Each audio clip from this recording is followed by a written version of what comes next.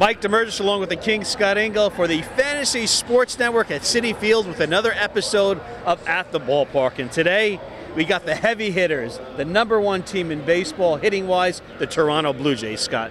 Yes, you know, this has by far been the best offense in the major leagues in terms of run differential and just overall runs entering the week.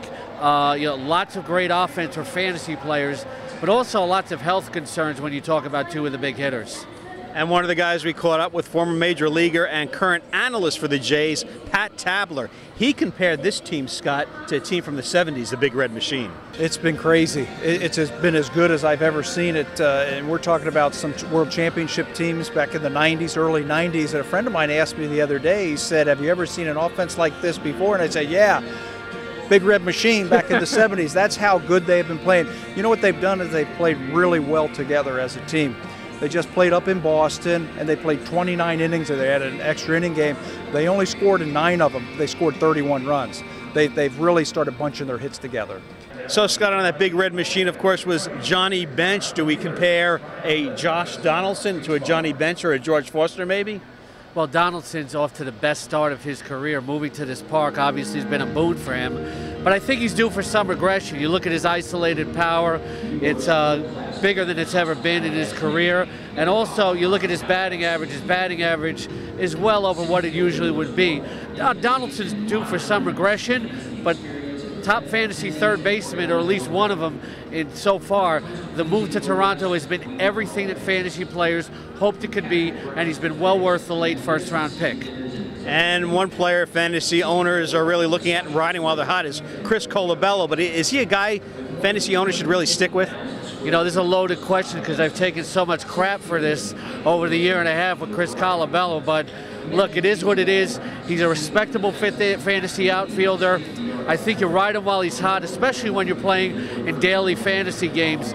But from the seasonal perspective, Colabello may have learned something from last year when he started off hot and then he really cooled off in a big way.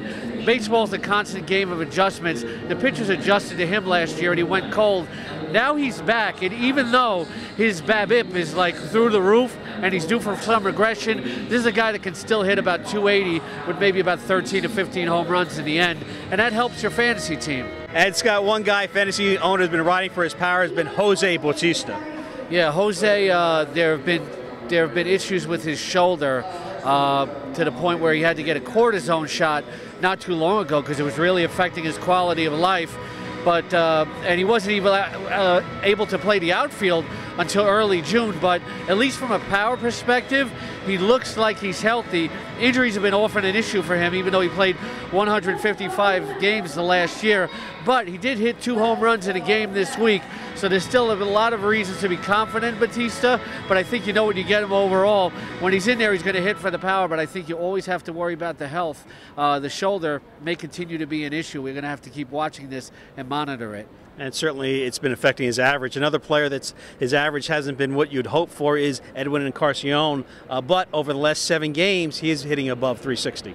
That's encouraging because Edwin Encarnacion often deals with injuries, and often during the second half of the season, but already he's had 3 injury problems. He had the back in spring training, he had the hamstring, and now he's got the shoulder.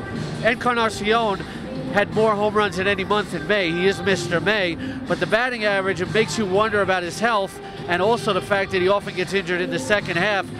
You might want to trade Edwin Encarnacion to somebody that needs some power and maybe get rid of those health headaches.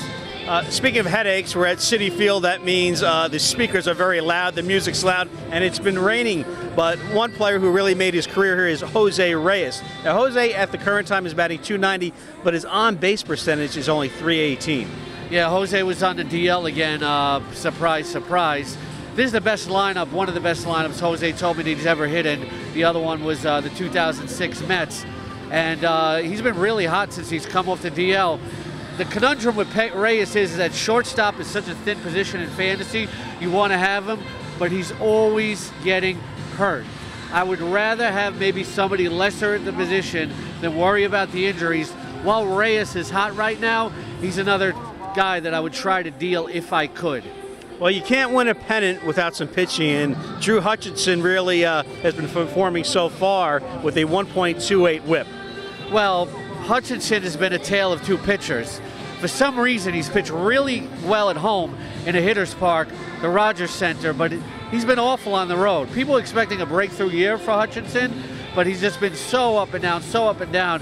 Fantasy players overall don't know when to trust him, but whether it's daily fantasy or yearly fantasy, stay away from the guy on the road. For some reason, he pitches really well at home.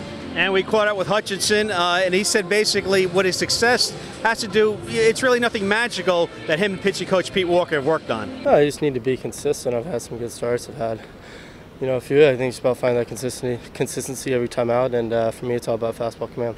And Scott, you don't have good pitching without a good catcher, and I think it's been a big surprise the offense that Russell Martin's been putting together over the last 7 games, hitting above 400.